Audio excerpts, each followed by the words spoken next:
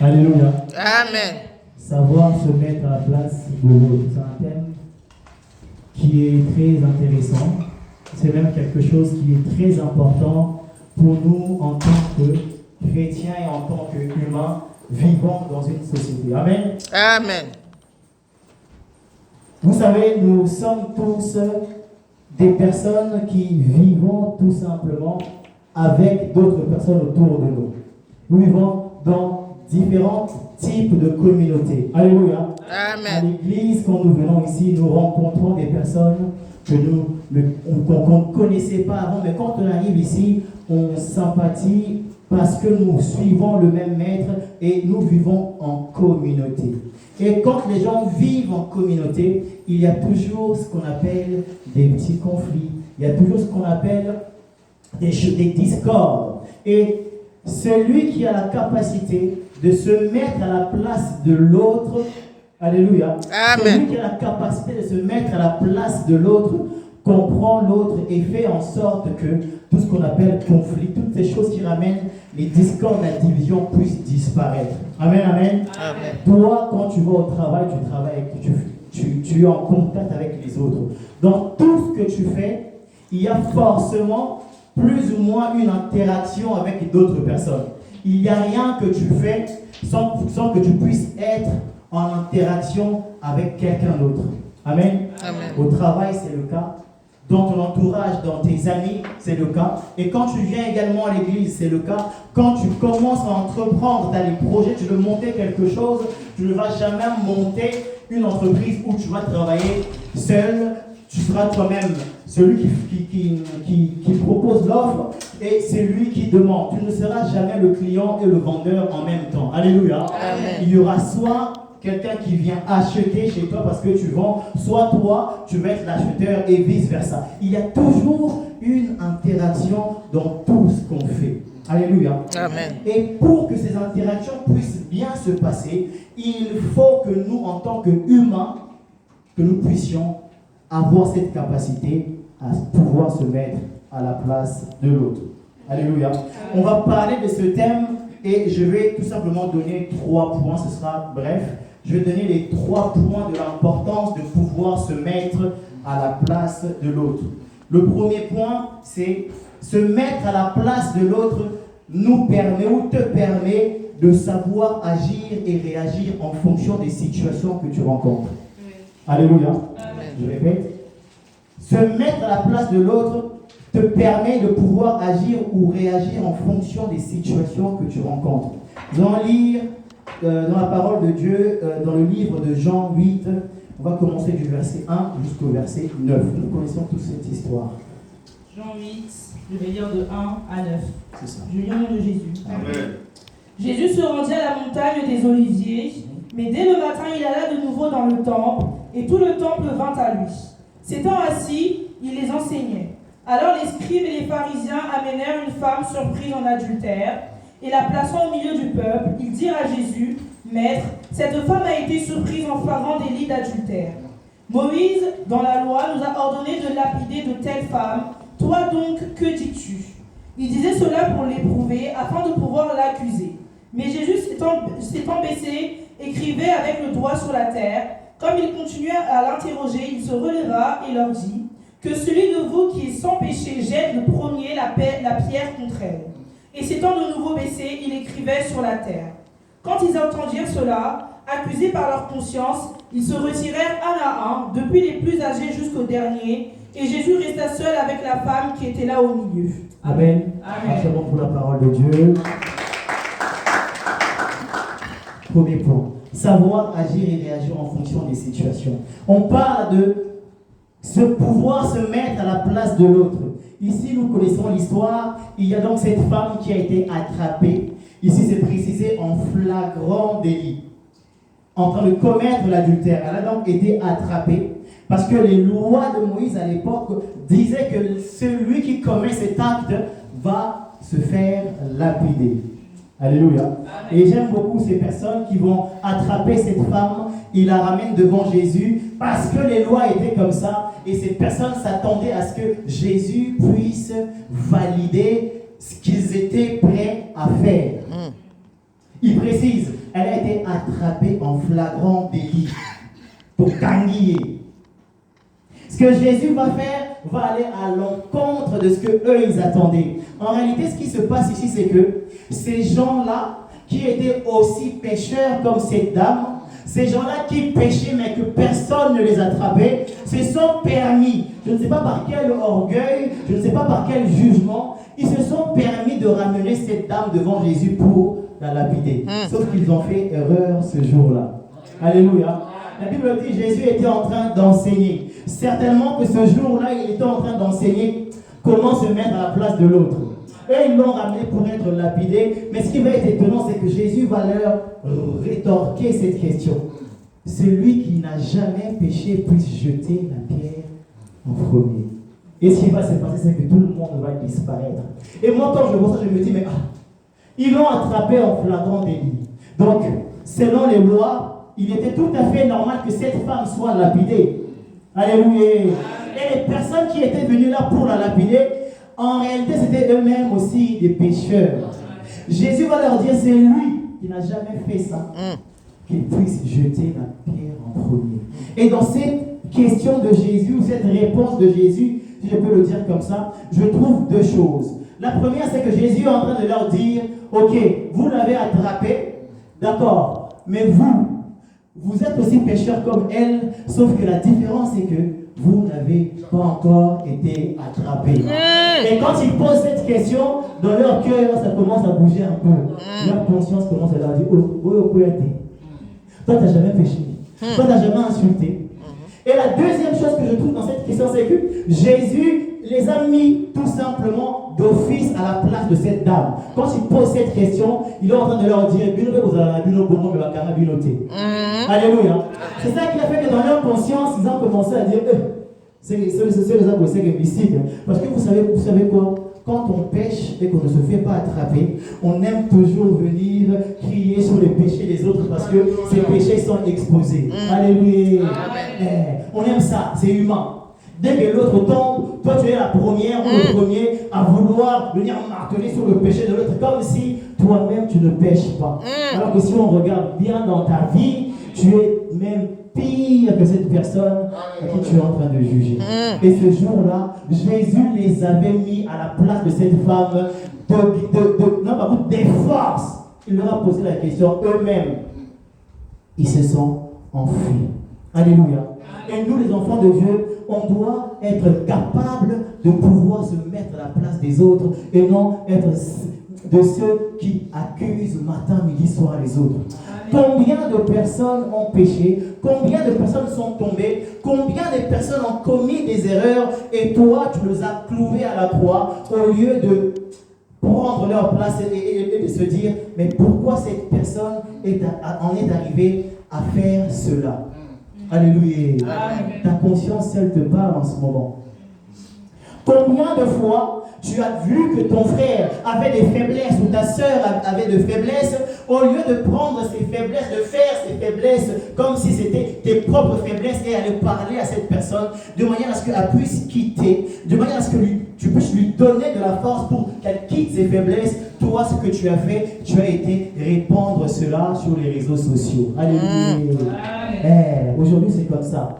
Dès qu'on attrape un peu quelqu'un, surtout l'adultère, sur TikTok, on va te voir. Comme ils aiment bien dire, pour nous tacaliser. Alléluia. C'est ça qui se passe. Tu tombes sur la vidéo, tu dis, là on a publié, tout ça pour avoir de vues. Mais pendant que tu es en train de faire ça, tu ne te mets pas à la place de cette personne-là. Parce que si tu avais été à la place de cette personne-là, tu n'aurais jamais aimé que cette vidéo soit répandue. Alors pourquoi tu le fais? Si tu avais été à la place de cette personne-là qui est tombée, tu n'aurais jamais aimé que les gens puissent parler sur toi. Mais toi, tu es la première à parler sur les autres. Au bout d'un moment, tu ne savais pas? Oui, vite, on l'avait vu, hein? Il fumait. En côté miniature, il y a moins avec elle. On l'avait vu en train de fumer. Lui, il a fumé. Est-ce que tu as besoin de partager ça? Est-ce que tu as besoin de dire ça au monde entier? Est-ce que tu as besoin de crier ça sur tous les toits? où la simple chose à faire, c'est tout simplement aller voir ce frère-là et discuter. Essayer de savoir pourquoi il est encore dans cette faiblesse. Essayer de savoir, mais pourquoi tu es allé jusqu'à ce point-ci. Amen. Alléluia. Mais toi, ce que tu fais, tu répands la nouvelle. En réalité, quand tu fais ces choses-là, tu n'es pas différent de ces scribes et de ces pharisiens. La Bible dit, eux, ils connaissaient la Bible. Ils connaissaient les lois. C'était des personnes qui étaient des personnes intelligentes, des docteurs. C'est-à-dire que eux, pour eux, ils avaient une sorte d'orgueil comme quoi, eux, ils ne pêchent pas. Voilà pourquoi ils se sont empressés de ramener cette femme devant Jésus. Bien aimé, quand quelqu'un viendra près de toi, ou encore quand tu verras quelqu'un tomber, ne te précipite pas à juger cette personne. Ne te précipite pas. Ne cherche pas à répandre le mal de l'autre, mais va plutôt voir cette personne-là. Et dis-toi aussi que moi aussi, des fois, je tombe, moi aussi, des fois, je pêche, mais comme personne ne me voit, je viens ici, je fais la sainte, je fais le saint, je danse, alors que moi aussi, en réalité, je suis comme cette personne-là. Toi, va voir cette personne, donne des conseils, soutiens-la de manière à ce qu'elle puisse s'élever. Vous savez, quand vous posez cet acte, même la personne qui est en face ne va pas hésiter de dévoiler toutes ses faiblesses. Alléluia. Elle ne va pas hésiter. Elle va ouvrir son cœur et vous allez discuter et tu vas la réconforter. Ainsi, elle va trouver l'amour de Jésus. Ainsi, Amen. elle va trouver la justice de Dieu en toi. Amen. La justice que Jésus, ce jour-là, a mis devant les pharisiens. Cette dame ou cette personne qui est tombée, ce jour-là, si tu poses cet acte, elle va dire, cette personne en réalité est un vrai enfant de Dieu. Amen. Alléluia. Amen. C'est très important. Et ce qui est malheureux, c'est que c'est plus dans les églises qu'on trouve ce genre de choses. C'est vrai que toutes les personnes qui viennent à l'église ne sont pas forcément des personnes qui sont exemptes des péchés. Quand tu viens à l'église, tu reconnais quelque part que tu es faible. Alléluia. Parce que Jésus était venu pour les faibles. Quand tu viens à l'église, tu reconnais quelque part que tu es un pécheur et que tu as une certaine maladie. Parce que Jésus, il dit qu'il est venu pour les personnes qui ne sont pas bien portantes, mais les personnes malades. Alors, toi tu es malade, l'autre aussi est malade. Entre malades. Et donc nous, tout est en tant que liboso. N'est-ce pas? Alléluia. C'est comme ça que ça se passe. Toi, tu viens, tu es malade, tu vois un autre malade qui a les mêmes maladies que toi, toi tu commences à l'insulter. Comment veux-tu être guéri de ta maladie? Se mettre à la place des autres est une qualité très importante que nous, les chrétiens, devrions avoir. Amen. C'était la première chose. Deuxième chose, c'est que se mettre à la place des autres va faire en sorte que tu puisses vivre en paix. Que tu vives en paix avec ta communauté. Que tu vives en paix avec ton entourage, avec ta famille. Nous allons lire dans le livre de Romains 15, verset 5 à 7. Romains chapitre 15, verset 5 à 7. Verset 5 à 7. Je lis au nom de Jésus. Amen. Que le Dieu de la persévérance et de la consolation vous donne d'avoir les mêmes sentiments les uns envers les autres selon Jésus-Christ. 6. Afin que tous ensemble, d'une seule bouche, vous glorifiez le Dieu et Père de notre Seigneur Jésus-Christ.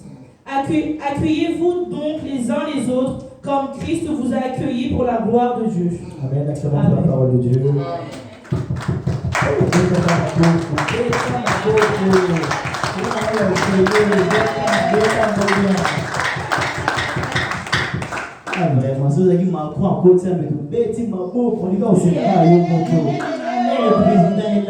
Si c'était Fatim Berton qui était rentré ici,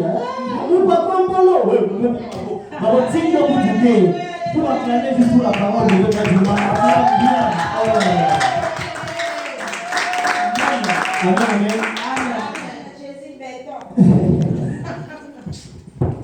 Se mettre à la place des autres te permettra de vivre en paix dans ton entourage, dans ta communauté. Pourquoi? J'aime beaucoup ce qui est écrit ici.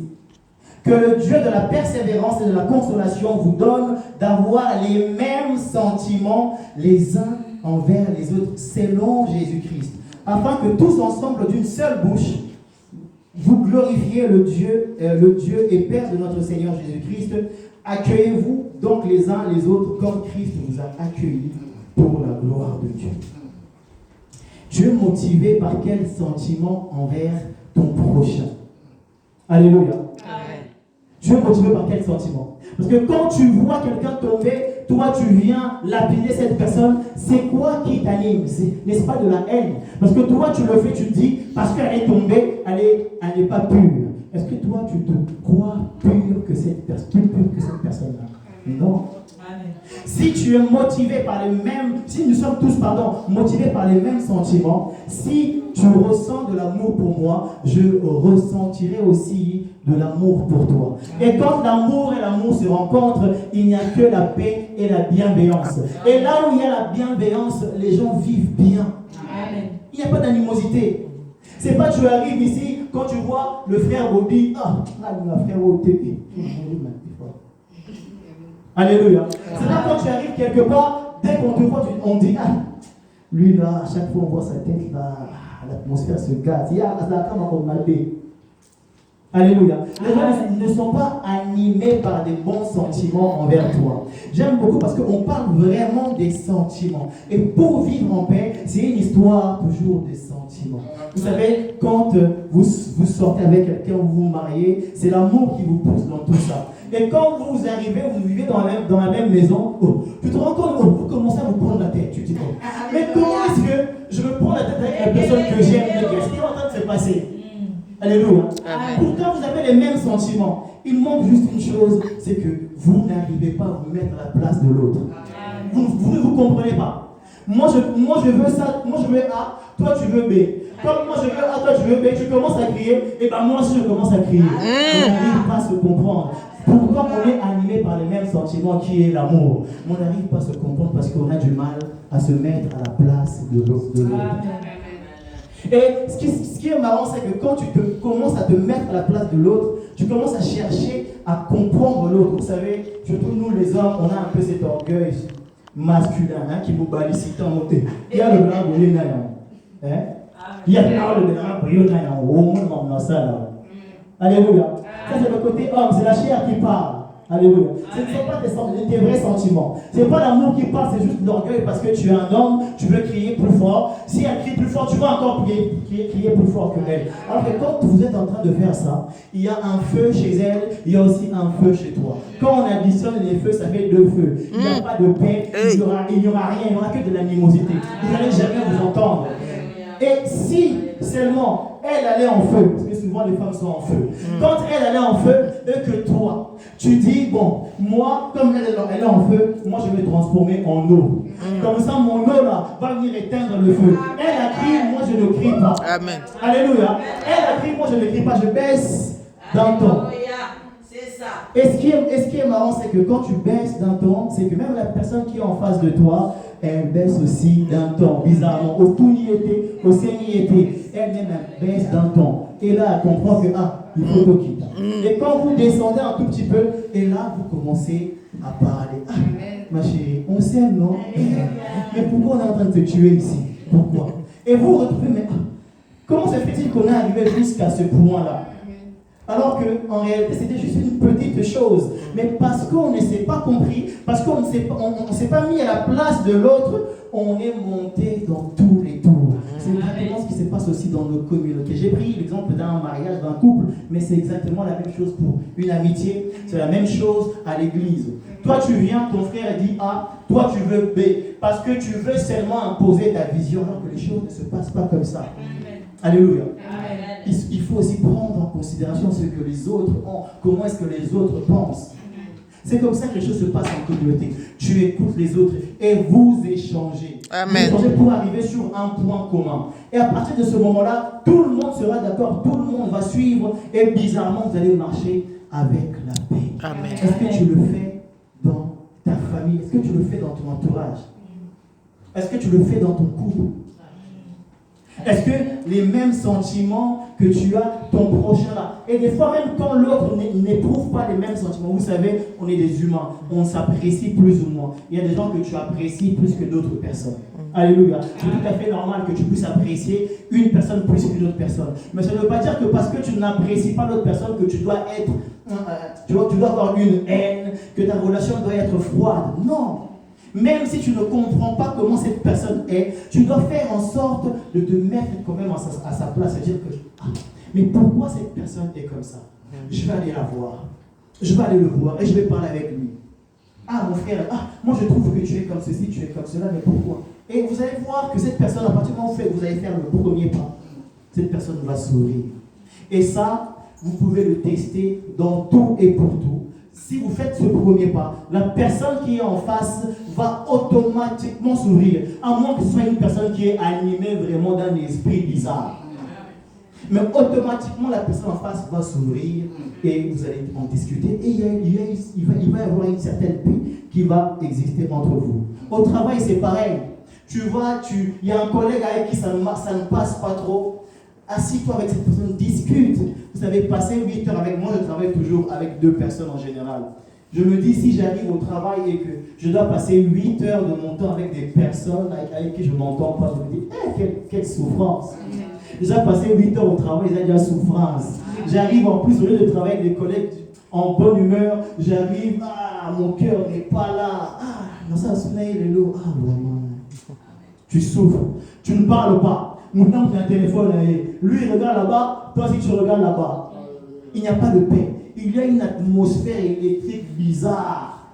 Quand les gens rentrent, ils disent l'homme est bizarre. Ça ne vous est jamais arrivé. Vous arrivez quelque part, vous êtes en train de parler, dès que quelqu'un arrive qui est animé vers une atmosphère, il y a un peu des ondes négatives. Alléluia. Amen. Mets-toi à la place de l'autre. Tu comprendras. Sois motivé par les mêmes sentiments. Et à un moment donné, vous allez vous rencontrer. Et la paix va durer entre vous. Et à l'église, c'est pareil. Et les choses qu'on dit, quand on dit à l'église, on ne passe pas la majorité de notre temps ici. Quand on parle de l'église, on parle de toi réellement à l'intérieur. Tu dois être comme ça partout. C'est pas facile. C'est peut-être facile à dire, mais c'est pas facile à faire. Mais tu dois tendre vers ça. Tu dois faire des efforts pour pouvoir aimer les autres, aimer ton prochain. D'ailleurs, la Bible est claire. Celui qui n'aime pas son prochain n'aime pas Dieu. Amen. Il n'aime pas Dieu. Mais toi, je ne sais pas pourquoi, depuis que tu as vu sa tête, tu n'aimes pas cette personne-là. Aïe, va bien. Aïe, ma bé, pour les agarres, ma bé. Ça la bien. Ça, yoga, les agarres, ma bé. Parce qu'il y a quelque chose qui ne va pas entre toi et cette personne-là. Pourquoi? Parce que tu n'es pas animé par un bon sentiment en toi. Peut-être que la personne éprouve de l'amour, de la sympathie pour toi. Toi, tu éprouves que la jalousie et la colère. Et ça ne va jamais marcher si tu fonctionnes comme ça. Alléluia. Et tu vas vivre avec des personnes avec qui tu ne t'entends pas. Il y aura toujours une mauvaise humeur et tu vas être étonné, tu vas te dire, mais comment ça se fait que depuis que je suis ici, depuis que je suis ici, vraiment, mes collègues ne me disent pas bonjour, il n'y a rien qui va, mon chef ne m'aime pas, parce que toi-même, tu es animé par des mauvais sentiments. Alléluia. Si tu es quelqu'un de bienveillant, quand tu arrives quelque part, impose cette bienveillance. Même quand les gens étaient divisés, quand toi tu arrives, impose cette bienveillance. Sois les négociateurs. C'est lui qui va ramener la paix au travail, qui va ramener la paix dans ta famille, qui va ramener la paix à l'église, dans ton entourage. Tout ce que tu vas faire, sois celui qui va toujours être animé par des bons sentiments. Amen. Alléluia. Ainsi tu vas vivre en paix. Expérimente juste, tu vas voir. Tu vas vivre en paix. Ce n'est même pas une histoire au esprit de Dieu ou quoi que ce soit. C'est une histoire de comprendre les choses, essayer de grandir un tout petit peu et les appliquer les uns après les autres. Ça ne va pas prendre tout de suite, mais avec le temps, tu vas pouvoir le faire et tu vas voir les résultats. Amen, amen. Amen. Nous allons passer au 3e point, donc vivre en paix.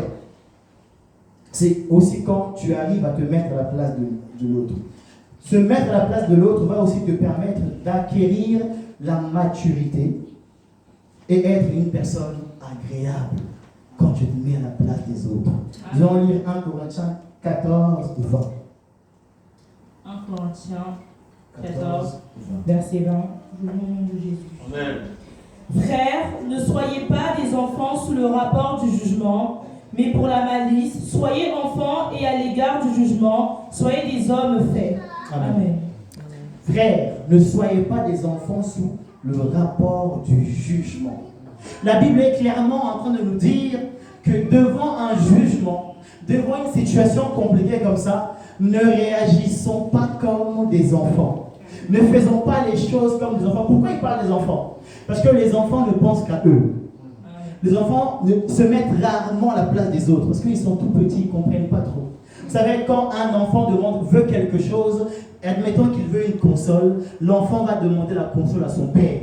Lui, il s'en fiche de savoir si son père a l'argent ou n'a pas l'argent. Lui, il demande seulement la console. Et si tu ne donnes pas la console, il va pleurer ou elle va pleurer, elle va dire mais t'es méchant, moi j'ai demandé ça. Pourquoi? Parce que c'est un enfant. Elle n'est pas assez mature, il n'est pas assez mature pour avoir ce jugement de se dire mon père, en réalité, dans la maison où je vis, c'est mon père qui paye. Les habits que je porte, c'est mon père qui paye. Aller à l'école, quand je rentre, je mange, c'est encore mon père qui paye. Mais quand elle va arriver devant une console, elle dit papa achète, papa n'achète pas, l'enfant va se révéler. Il ne va pas être content, l'enfant va bouder. Pourquoi? Son jugement est biaisé, son jugement est enfantin. Il ne comprend pas les conséquences de payer une console. Lui, il va voir seulement une console, mais il ne voit pas le prix. Il ne maîtrise pas l'argent, il ne sait pas ça coûte combien. Mais c'est papa qui a les finances qui sait que, petit, c'est ma console à 300 €, 300 € de boulot. Alléluia. Amen. Devant un jugement, on ne doit pas être comme des enfants. Tu vois quelqu'un faire ça, oui, maman va le juger.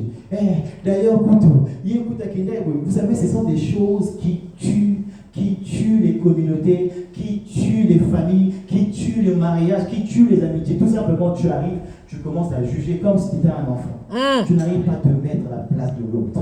Amen. Amen.